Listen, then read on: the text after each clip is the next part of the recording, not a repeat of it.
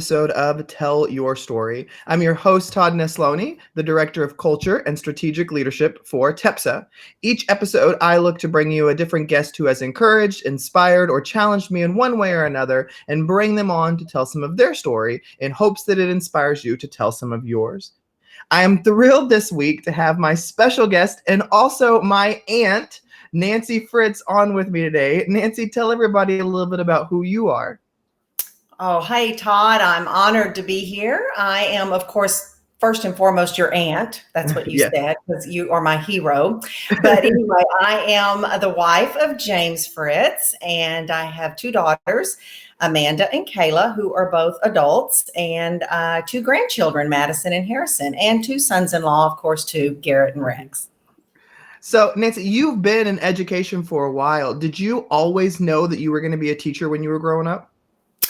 Actually, I was in fourth grade when I said, I was 9 years old. I'll never forget it. I had a wonderful fourth grade teacher. And I remember telling her that I wanted to be a teacher when I grew up. And I never faltered from that. And I stayed that and was true to my word. Now, when you became a teacher, you chose to teach at a private school. Why was that the choice that you made there? Okay. Good question. I come from a line of educators. My maternal grandmother was in the school, my aunt, my mother's sister, my dad. Actually, when I was in fourth grade, I came home and told my dad I wanted to be a teacher. And he said, "Are you sure?" Because he was a teacher. And I said, "No, I want to teach the little kids. I want to teach kids like my age." And so anyway, he said, "Well, the pay's not there." And I said, "Well, that doesn't really matter. That's what I want to do." So I went to school, never dreamed I would be in the private sector. I graduated in December. So I finished school a little early, graduated in December. So I had January to May to student teach. No, to substitute. Right. So I substituted at every school in Brenham. And I had a couple of offers, verbal offers. One was at the middle school. It was 6th, 7th, and 8th at the time. And one was at the elementary school from two different principals. And I said, yeah, I think I could do this. Well, then I get a phone call from First Baptist Church School in March or April. Cindy Betcher, the leader at that time, called me and said, "I need you to come sub for 2 weeks. The first grade teacher is going to be out." And I said, "Oh, yeah, I can do that." That was my church. I didn't know a whole lot about the school, except I heard great things in the community and from the church. And so I went and subbed. I was hooked. I was hooked. I loved chapel every morning. I loved the classes. I mean, it wasn't a really small class. It had about 23, 24 students in it. Oh, wow. But I was hooked. But then I think Cindy was hooking me because before I finished the end of the second week, she said, "Now, you know, the teacher that teaches now is resigning. And I don't just need one first grade teacher next year. I need two because we have enough for two classes." And I said, "Oh, but I can't do that. I need insurance. I need retirement. I need. And so then, and then talking in the community, not sure what I was going to do, knew I loved it there. I went and talked to some friends, and I had one in particular that said, "That's where you need to be if you're torn." And then finally what she said to me was, "Have you prayed about it?"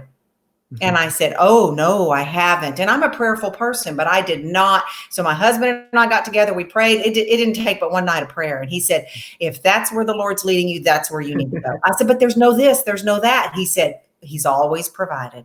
Right. And the rest is history. I was there 31 years. I was going to say, so, you went straight into that being your first full-time teaching job. And obviously you loved it because you stayed there your entire career. And not only there as a teacher, but you eventually became the principal at Brenham's First Baptist Church School. And so when did you decide that, hey, you know what? I think I'm going to step outside the classroom and lead this whole campus? Well, it wasn't exactly I thought I should do that. It was a little bit of prompting. After I taught first grade 14 years, and I taught fifth grade and fourth and fifth. I did fifth grade, all the language arts, and then I did fourth and fifth, all the language arts for 2 years. So 16 years of teaching.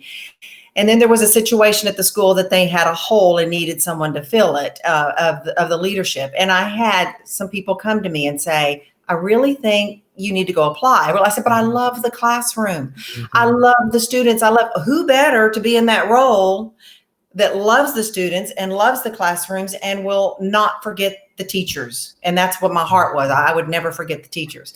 So I did. I applied, and I had to go through the ministerial staff of the church, because I was a staff member on the ministerial staff. And then I had to go through a search committee for the position.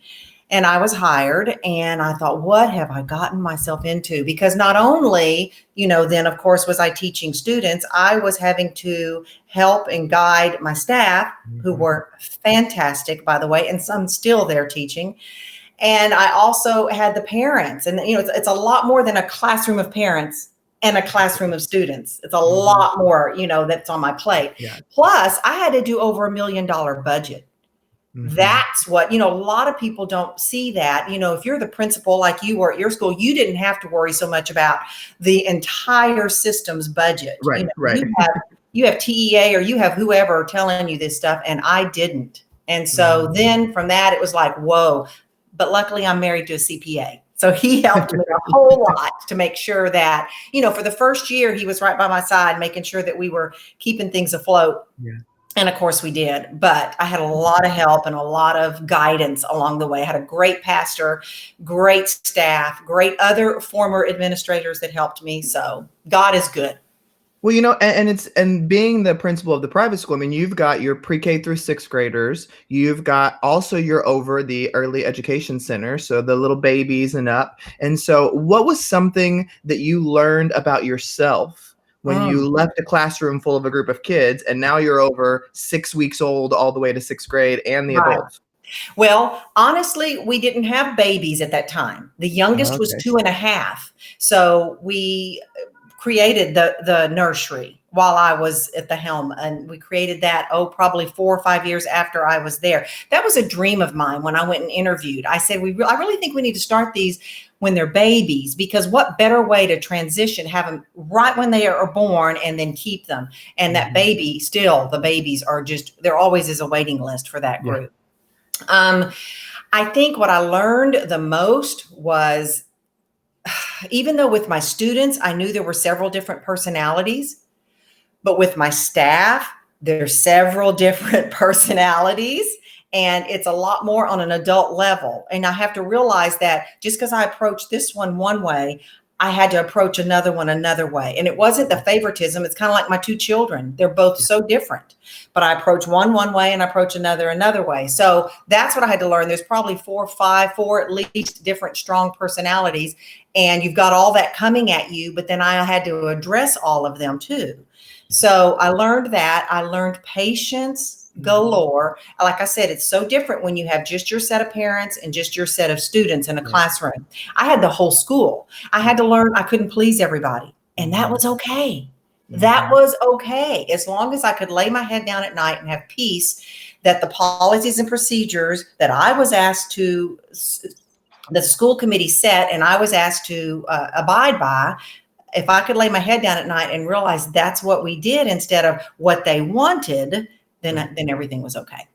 Now, you also had both of your daughters at the school with you, and at some point you went from being a teacher at their school to being a principal at their school. So what was that like, having your kids with you and then also having to be, over your kids too? Right. Well, being that I was there for 31 years, I think we can figure out that I went straight after college. So I was married for about 2 years when I went. And so I had no children. I was pregnant the entire first year of working. It did not want that, but God saw differently. And so then Amanda kind of my oldest grew up with, being at the school.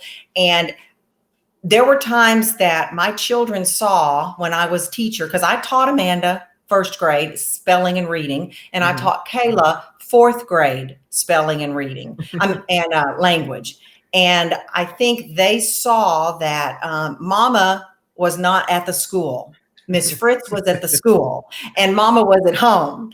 And so even being a principal, Kayla was 5th and 6th grade. I will spare a story that I think happened when she was in the 6th grade, but talk about a learning, and she had to come to the principal's office. Everything was fine and straight, and we got it all straight. But I can remember when she's in the office and she said, "But Mom," trying to tell her story, "But Mom," and I had to say, "I am Miss Fritz right now, and you will see Mom at home." Right. So, that's one reason I kind of steered from it, because I did have somebody ask me after I taught 3 years, would you be interested? And I said, oh, no, no, no, I don't want to do that. I don't want to do that with children. I tried to hold off and not do it while my kids were there. But I think my daughter, who was a 5th and 6th grader under me, still sees there was more positives than negatives. Yeah. And I think, when I talk to anybody who has their kids there, they all kind of feel that, because they say, there's some difficulties that come with that, but there's a lot of benefits of having your Right. kids with you on the campus, no matter what So your it was role is much on the more campus. beneficial than it was not. Yeah. Yeah. Well, shifting gears a little bit, you grew up in the same town for many years, and then you end up working there and everything like that. And so tons of people, they know you, they know your backstory, and you had a lot of things happen in your life that really played into creating the woman that we see today. And I know one of those was the unexpected loss of your father and brother. And so talk to me a little bit about what the impact that had on who you are today. Oh, wow. Huge impact. Yes, my husband and I were married 4 months when my dad and brother were killed in a car accident. It was they assumed, there were no witnesses. They assumed a 15-year-old from another country had crossed the line and hit him way in my dad's side of the ditch. So my dad always taught me, if you're in the dark and someone's coming at you with their lights, don't veer into their lane. Always take the ditch, no matter how far, because you veer into their lane, it's going to wake them up. Right. So my dad did exactly what he taught. He was he was a history teacher, driver's ed teacher. So in 1982, in November, first day of deer season, he and my brother were heading to Lyons, to some friends' property to deer hunt. And some guy was coming, we found out later, from Waco heading to Houston. And so was on 36 near Somerville and didn't make it out of a curve is what happened. All 3 were killed instantly. My brother lived about 30 minutes, I think, at the hospital, but he did not have brain activity. Horrific. I mean, can you imagine? Right. And you were out of school by then, right? You were already in college, or? No, I was actually, I was 20 years old. So James and I had married in July. It was between Blinn and Sam. But one neat thing, I'm not sure if I ever shared with you, was James went and asked my dad if we could marry when I finished Blinn before I went to Sam. And my dad kind of said, I don't really want her to, because she wants to teach and I want her to get her college degree. And I'm afraid she's going to quit. And he said right away, she wants to teach too badly. She's not going to quit school. Yeah. If I would have waited till after Sam, my daddy wouldn't have walked me down the aisle. So that in itself, I think God worked that out. And James and I were high school sweethearts. So we dated through high school and all worked out. But I'm saying that because that's how that changed my life. And that I lost my brother and my dad. My brother and I were best friends. I mean, like, so close that when James and I started dating, my mother only let us date because I was a freshman, he was a senior, and I couldn't really date yet till I was 16, but I could go with my brother and James to the bowling alley, or I could go with them riding, or I could go with them to watch them play tennis. I could do that as long as my brother was along. My sister and I weren't very close until after my brother died. I think she was in the middle. I was the baby. Chili was the oldest, and Sally was in the middle. And I think because of her, we were only 13 months apart, so we didn't really get along for that reason. We tolerated. I mean, she ended up, after Chili died, she ended up becoming my best friend because there was that competition wasn't there with another sibling. So, I actually had her as a best friend a lot longer than I had my brother. Right. And so your brother was 4 years older than you? 3.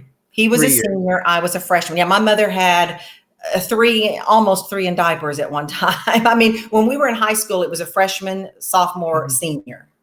Now, but I want to go back and say too, that I think the reason it changed horrifically too, my life, God allows things. I'm not saying he allowed that to happen so I could be at First Baptist School. I don't mean that. My daddy was such a pro public school teacher that I wrestled with going to teach at First Baptist School because he was against that when it started. His mentality was, so they have to start a Christian school because they don't think there's Christians in the public school.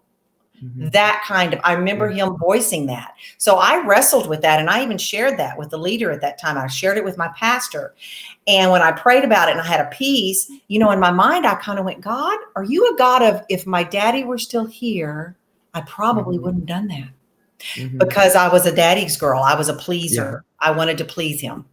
So, well, losing anybody in your life is a difficult experience, whether it's a friend or anything like that, especially when it's expected. But in those unexpected moments is where it's a totally different kind of experience. And so how did you manage to, because at this time you're in the middle of your college, you're not finished yet, or you're, and so how do you even pick up the pieces to continue on when this unexpected, and it wasn't just one family member, it was two. Right.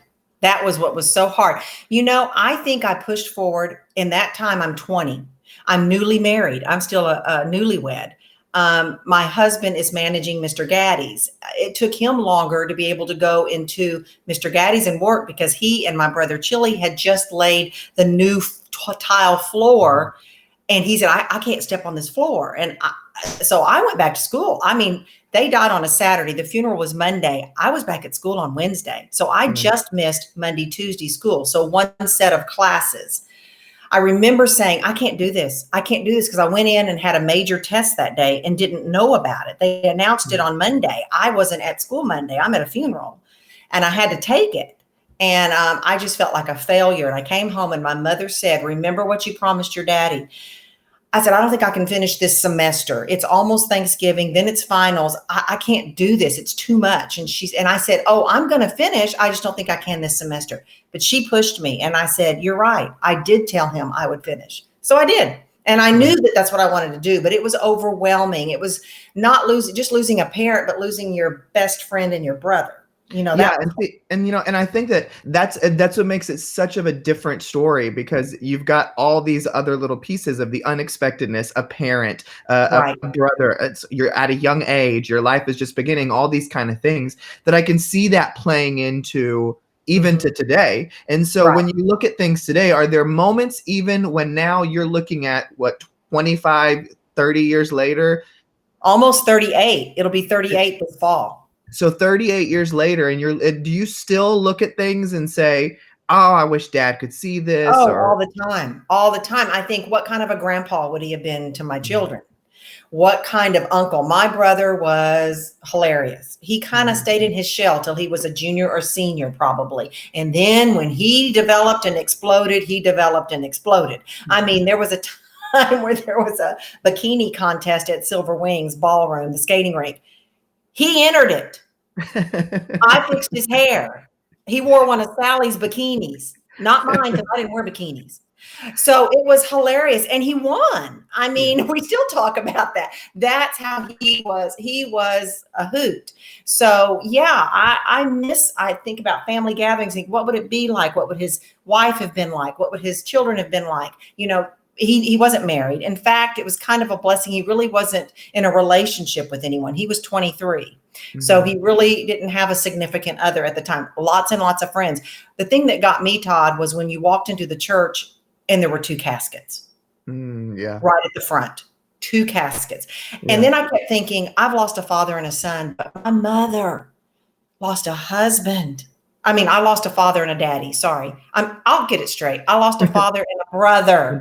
My mother lost a husband and a son. Right. I kept thinking she bounces back wonderfully. She's stoic. She's strong. Her strong faith.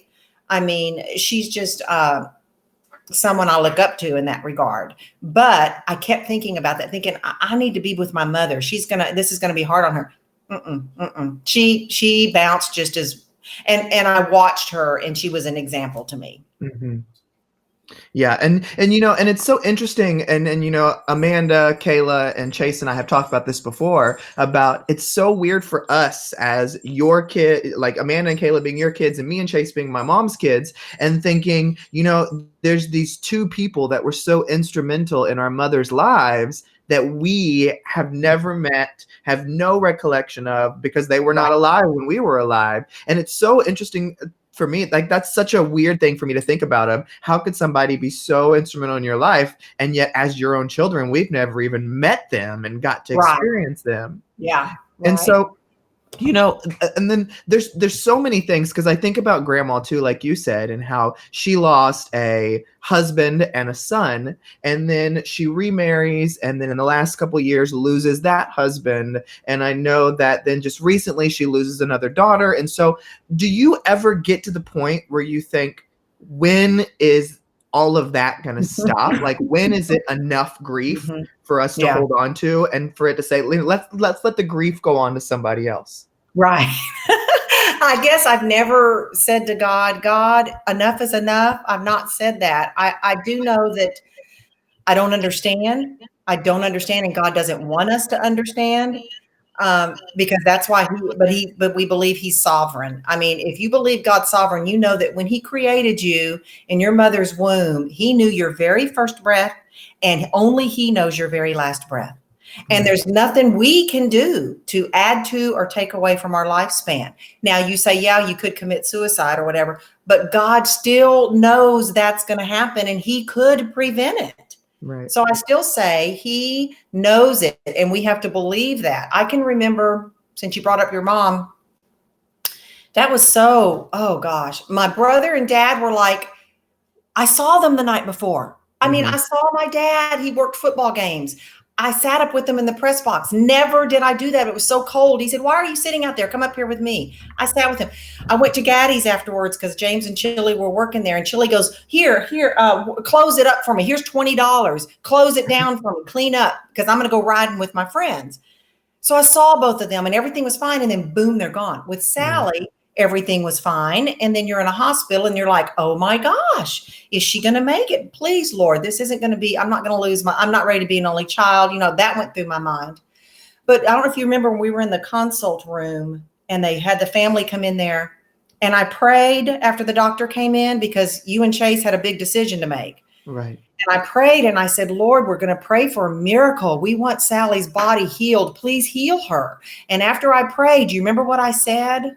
I don't remember much. I'm sure you don't. That doesn't. I said, Todd, you realize healing might mean a different side of heaven than what we want. A healing might mean her body's healed and she's in Jesus's arms and in his presence. And that was hard, but it was much better than the alternative of what we were given if she were to survive. So that's what, when I prayed for a miracle, that is a miracle, because Jesus Christ died on the cross for our sins, we as sinners, that's a miracle. So if Sally was going to get to go be there and not be here, and with all the world and what we have to live with, why should we stop that? We're selfish. We don't want her to go, but why should we stop that? If it's her turn to go, God knows.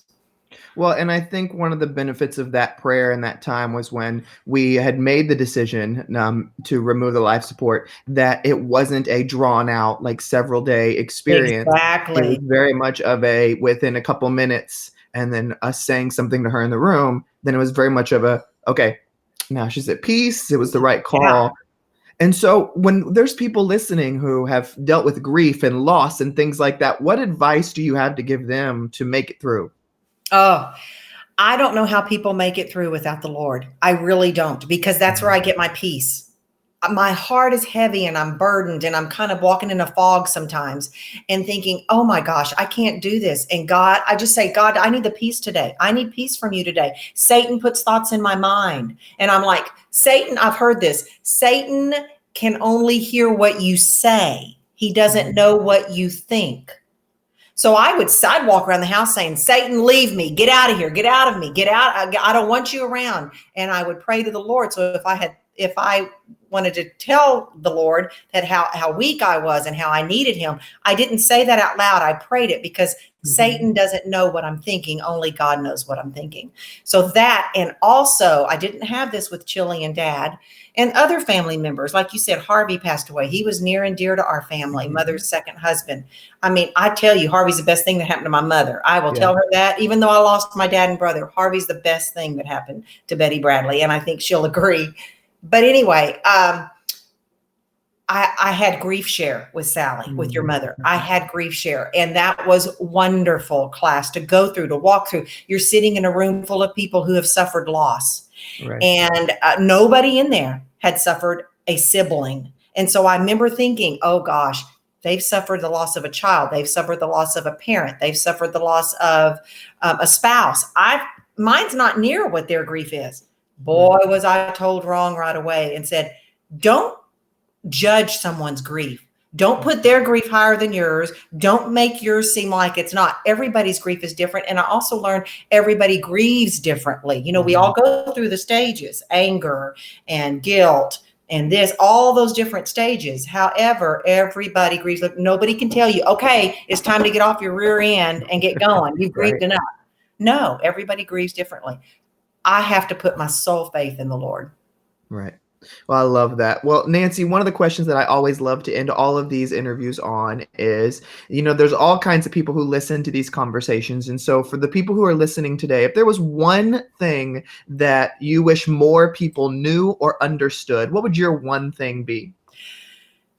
Oh, as an educator or as however you want to interpret the question. You could have it really big and wide or really narrowed to education. Well, I'm going to do as an educator. This is what I want people to believe who transfer. Most of your principals and administrators, those in charge, are educators or teachers first. Mm-hmm. What I would want to tell them, if you transition to be a principal and you're in the principal field, don't forget the educators. Don't forget your teachers. You were there once. Don't forget them. Don't forget your whole entire staff. I've heard you say this. Your librarian, your cook, your janitor, everybody in that building is just as important as the other one. Don't forget them. My staff was dynamic. People came to that school because of the staff, not because of the leadership. And they're still great. As a person, I would say relationships are so important. You don't know when a goodbye forever is going to happen. The old saying, people don't care how much they know until they know how much people don't care how much you know until they know how much you care. That is so true. If you don't have a relationship with someone, it is hard to try to tell them your opinion without them judging. Relationships are so important, whether it's a family member or friends. Don't forget how important. Jesus was the ultimate master of relationships. God said, love Jesus and love others. And all through the Bible, when Jesus walked this earth for 3 years, it was all about relationships and not judging. Don't judge. Right. Well, Nancy, thank you so much for, I know you were nervous about being on camera and doing this conversation with me. So what am I going to say that people want to hear? Well, I appreciate you so much. And I'm so thankful for you and love you. And so thank you for coming on. Love you too, Todd. Thank you. Bye. Thank you, everybody, for listening or watching another episode of Tell Your Story. Remember, you can check out past episodes on iTunes, SoundCloud, Spotify, wherever you get your podcasts. It's there. I hope today's conversation with Nancy has encouraged you to get out there and tell your story, because every story matters.